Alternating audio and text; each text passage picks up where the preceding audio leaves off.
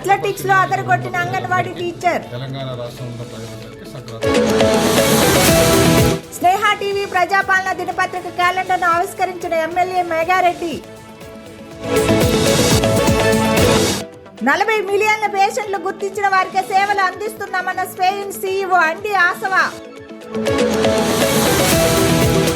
మంత్రి campus office ముందు ఆశాల ధర్నా.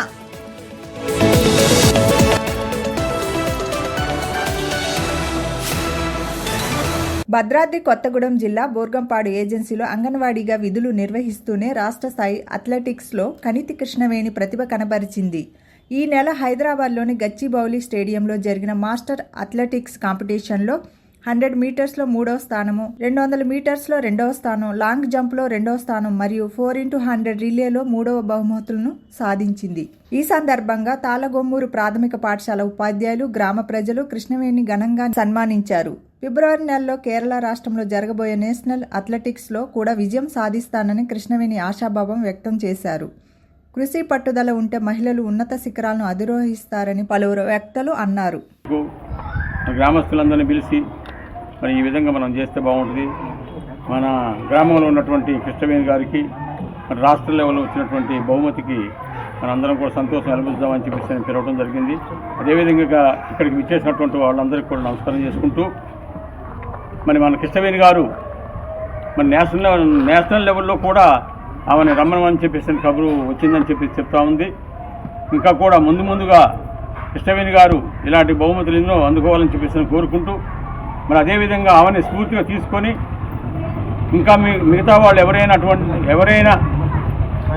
మరి ఆడపిల్లలు కానివ్వండి, మగపిల్లలు కానివ్వండి, ఆమెని స్ఫూర్తిగా తీసుకొని మంచిగా వాళ్ళు కూడా రాష్ట్ర లెవెల్ కానివ్వండి, నేషనల్ లెవెల్లో కానివ్వండి బహుమతులు అందుకోవాలని చెప్పేసి కోరుకుంటూ మీ అందరికీ ధన్యవాదాలు తెలియజేసుకుంటూ సెలవు తీసుకుంటున్నాను. అదేవిధంగా ఈ కార్యక్రమాన్ని ఉద్దేశించి మాజీ సర్పంచ్ పుల్లారావు గారిని కూడా మాట్లాడవలసిందిగా కోరుతా ఉన్నాం.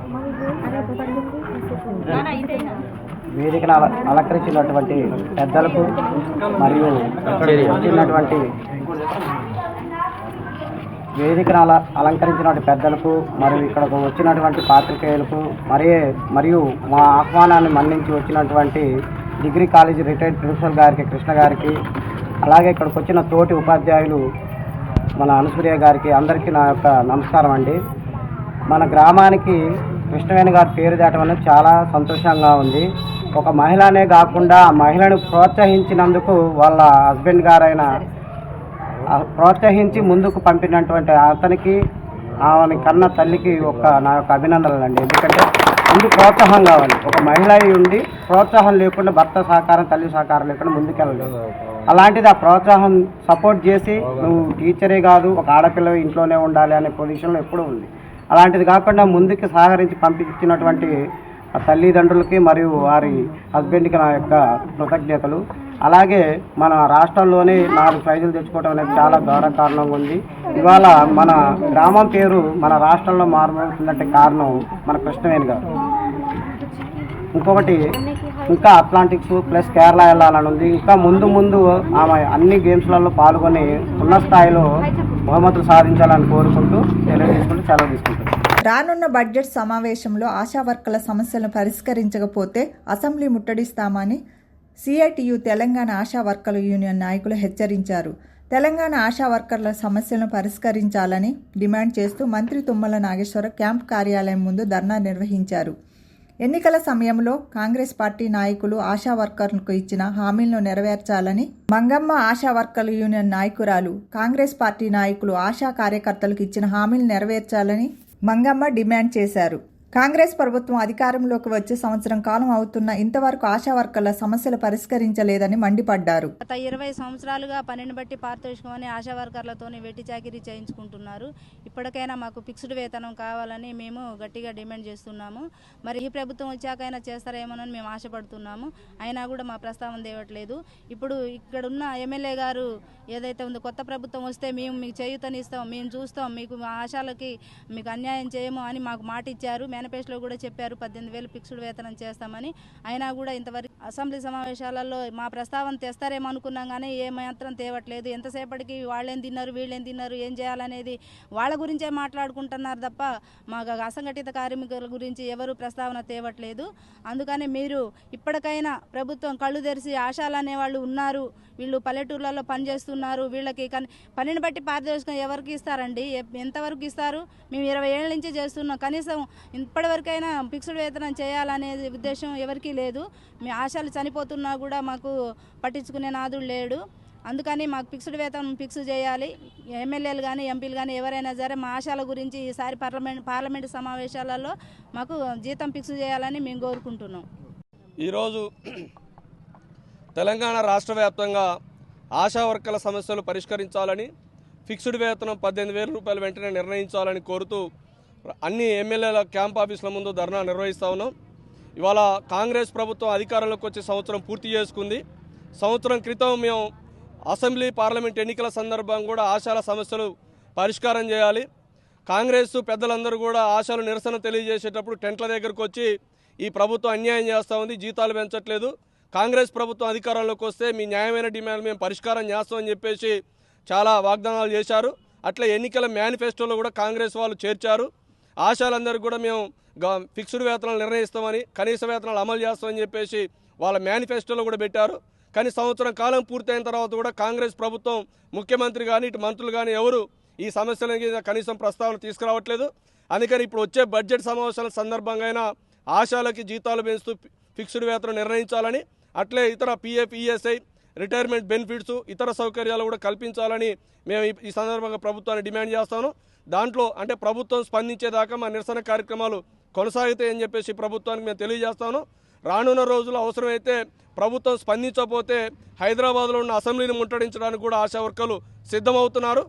తమ సమస్యలు పరిష్కరించాలని సత్తుపల్లి ఎమ్మెల్యేకి వినతి పత్రం ఇచ్చిన ఆశా వర్కర్లు దేశానికి పట్టుకొమ్మలుగా చెప్పుకునే గ్రామాలను ఆరోగ్యవంతంగా ఉండేలా ఆశా వర్కర్లు కాపాడుతున్నారని సిఐటియు నాయకులు విఠల్ అన్నారు. తమ సమస్యలు పరిష్కరించాలని అసెంబ్లీలో ప్రస్తావించి మాట్లాడు ఆశా వర్కర్లు సత్తుపల్లి ఎమ్మెల్యేకి వినతి పత్రం ఇచ్చారు. కరోనా సమయంలో కరోనా సోకిన వ్యక్తుల దగ్గరకు ఇంటి వ్యక్తులు కూడా రాని సందర్భంలో తాము దగ్గరుండి అన్ని వైద్య సేవలు అందించామన్నారు. అటువంటి తమకు ఫిక్స్డ్ వేతనం ఇవ్వడం లేదని ఆవేదన వ్యక్తం చేశారు. ఆశయాల సమస్యలపై అసెంబ్లీలో ఎమ్మెల్యే గారు, ఆశయాల సమస్యలపై అసెంబ్లీలో ఎమ్మెల్యే గారు మాట్లాడాలి. ఆశా వర్కర్ల సమస్యలపై అసెంబ్లీలో ఎమ్మెల్యే గారు మాట్లాడాలి. ఆశా వర్కర్ల సమస్యలపై ఎమ్మెల్యే గారు. తెలంగాణ రాష్ట్ర వ్యాప్తంగా ఆశా కార్యకర్తలు 18,000 రూపాయలు ఫిక్స్డ్ వేతనం ఇవ్వాలని రానున్నటువంటి బడ్జెట్ సమావేశాల్లో శాసనసభ్యులు ఈ విషయం గురించి మాట్లాడాలని చెప్పి సిఐటియు ఆశా వర్కర్స్ యూనియన్ రాష్ట్ర కమిటీ పిలుపులో భాగంగానే ఈరోజు సత్తుపల్లి నియోజకవర్గ శాసనసభ్యురాలైనటువంటి శ్రీమతి మట్టా రాగమయ్య దయానంద్ గారికి మా సమస్యలతో కూడినటువంటి వినతి పత్రాన్ని ఇవ్వడం జరిగింది. అందులో ప్రధానంగా ఫిక్స్డ్ వేతనం 18,000 రూపాయలు ఇవ్వాలని, అట్లనే ఈఎస్ఐ, పిఎఫ్ సౌకర్యం కల్పించాలని, అదే రకంగా ఈరోజు ఇస్తున్నటువంటి పారితోషికాలు ఏవైతున్నాయో వాటిని రద్దు చేయాలని, వీటన్నిటి సమస్యల మీద స్థానిక శాసనసభ్యులకి వినతిపత్రం ఇవ్వడం జరిగింది. అట్లనే రానున్న కాలంలో కూడా 21వ తారీఖు నాడు 10 కిలోమీటర్ల 2K రన్ పాదయాత్ర కార్యక్రమాన్ని నిర్వహిస్తాం. అట్లనే బడ్జెట్ సమావేశాల నాటికి గనక మాకు వేతనం పెంచి గనక పిలుపు లేకపోతే ఖచ్చితంగా బడ్జెట్ సమావేశాల నాడు రిలే నిరాహార దీక్షలు స్టార్ట్ చేస్తాం. వాటిని అప్పటికి కూడా ప్రభుత్వం స్పందించకపోతే అవసరమైతే అమర నిరాహార దీక్షలు చేసైనా సరే ఈసారి బడ్జెట్ సమావేశాల్లో 18,000 రూపాయలు సాధించుకునేంత వరకు సిఐటియు నాయకత్వాన్ని ఆశా కార్యకర్తలు పోరాటాలకు సిద్ధపడతారనే విషయాన్ని తెలియజేస్తాం.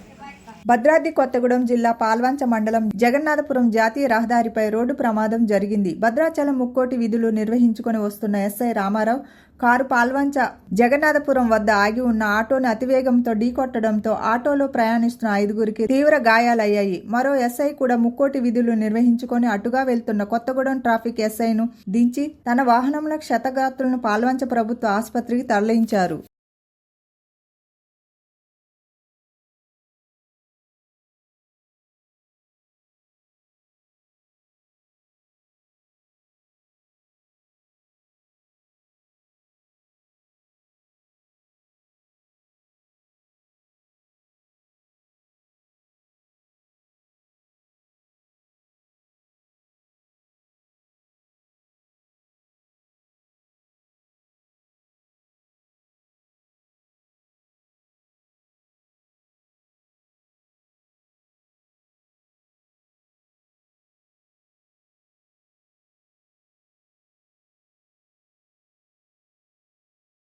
భద్రాద్రి కొత్తగూడెం జిల్లా ఇల్లందు ఎమ్మెల్యే క్యాంపు కార్యాలయం ముందు ఆశా వర్కర్లు తమ సమస్యలు పరిష్కరించాలని డిమాండ్ చేస్తూ ఆందోళన చేపట్టారు. ఎన్నికల్లో కాంగ్రెస్ పార్టీ ఇచ్చిన హామీలను అమలు చేయాలని ఆశా వర్కర్ సుశీల డిమాండ్ చేశారు. సమాన వేతనానికి సమాన వేతనం చెల్లించాలన్నారు.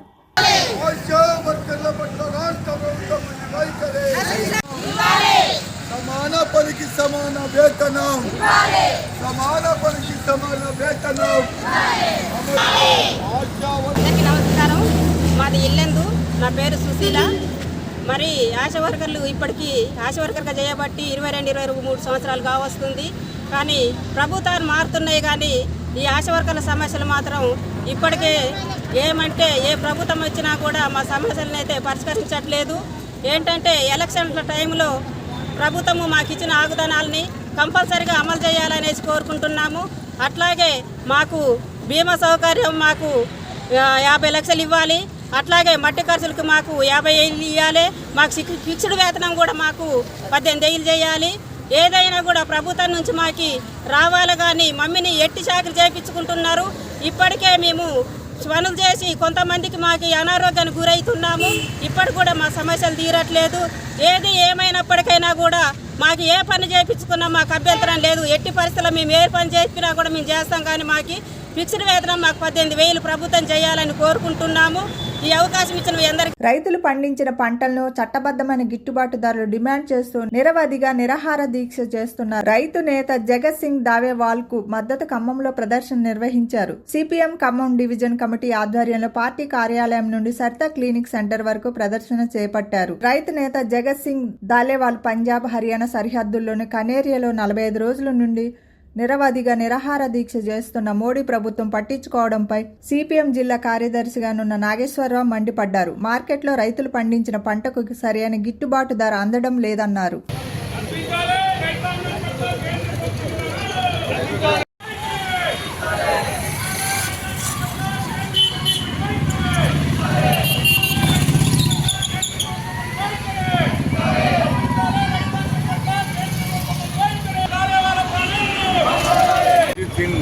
దల్లేవాలని చెప్పి రైతు నాయకుడు అమర నిరాదీక్ష చేస్తూ ఉన్నాడు. అన్నపానీయాలు ముట్టుకోకుండా 46 రోజులుగా ఆయన చేస్తున్న దీక్ష పట్ల కేంద్ర ప్రభుత్వం చాలా నిర్లక్ష్యంగా, చాలా మొండి వైఖరితోటి ప్రభుత్వం వ్యవహరిస్తూ ఉంది. ఆయన చేస్తున్నటువంటి దీక్ష కేవలం ఆయన వ్యక్తిగత డిమాండ్ల కోసం కాదు.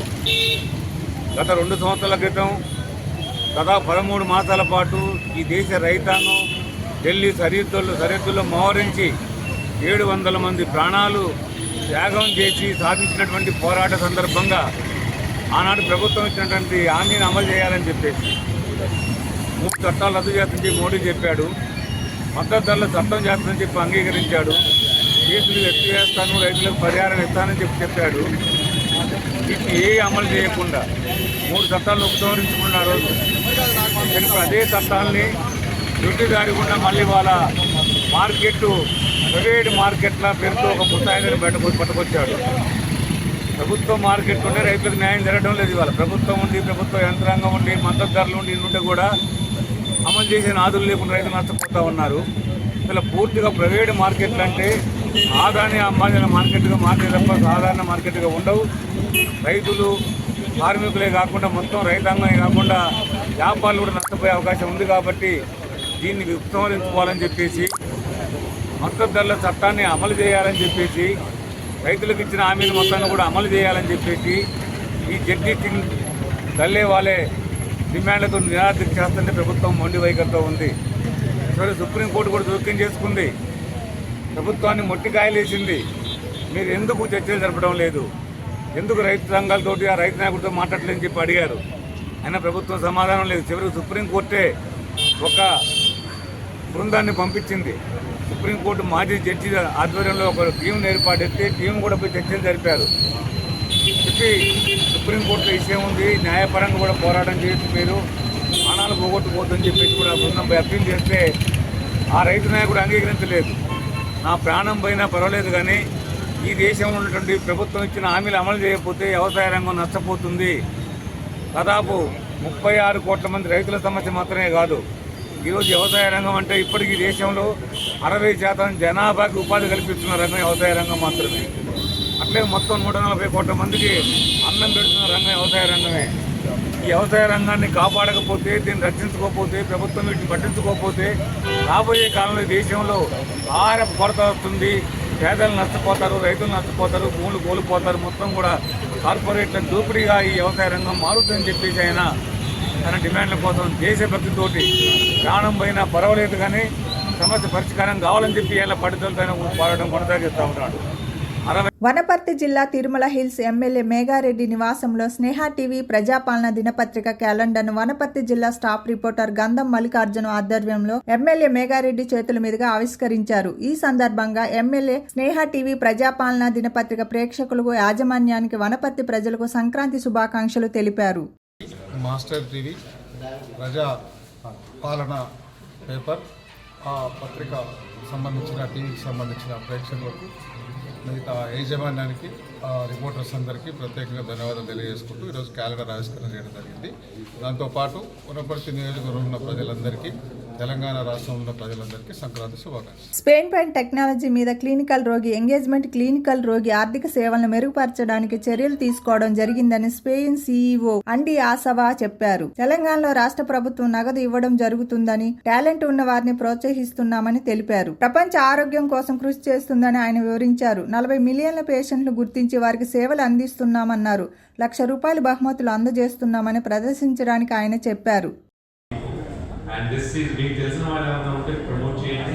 మంచి ప్లాట్ఫామ్ అండ్ ప్రమాణంగా చేస్తే మేము ఆఫర్స్ అప్పటికప్పుడే చేస్తాము. వాళ్ళకి full time jobs is committed to the state of Telangana, and they have billions of dollars that they are bringing in, right? So with that, you are not just looking at 1,000 is just still size.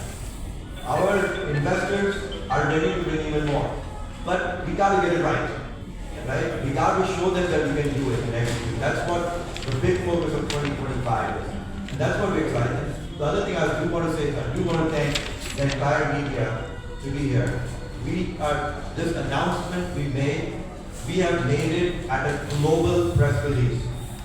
This morning we've hit the newswire, Google, Yahoo, Bing, there are 50 major publications across the globe that have picked this news story, and there are over 150 smaller news outlets that have picked this story. So we do want to thank you for taking our word, which has already been at a book. This actually the news release in the US time, morning time in US, about 10 hours ago. The news has been released, and then of course we wanted to release it over here with the media outlets here. So we're super excited about that. Khammam జిల్లా సత్తుపల్లి మండలంలో బేతుపల్లి గ్రామంలో short సర్క్యూట్తో ఓ పూరీలు దగ్ధమైంది. బేతుపల్లి గ్రామంలో నివాసం ఉంటున్న రమేష్ అనే వ్యక్తికి చెందిన పూరీలు షార్ట్ సర్క్యూట్తో దగ్ధమైంది. ఇంటి నుండి మంటలు వ్యాపిస్తూ ఉండటంతో గమనించిన చుట్టుపక్కల వారు ఫైర్ సిబ్బందికి సమాచారం అందించారు. ఘటనా స్థలానికి చేరుకున్న ఫైర్ సిబ్బంది ఫైర్ ఇంజన్ సహాయంతో మంటలను అదుపు చేశారు. అయితే ప్రమాదం జరిగిన సమయంలో రమేష్ కుటుంబ సభ్యులు ఎవరు ఇంట్లో లేకపోవడంతో ప్రమాదం తప్పింది. అగ్ని ప్రమాదంలో సుమారు ₹1,50,000 మేర ఆస్తి నష్టం జరిగినట్లు రమేష్ తెలిపారు.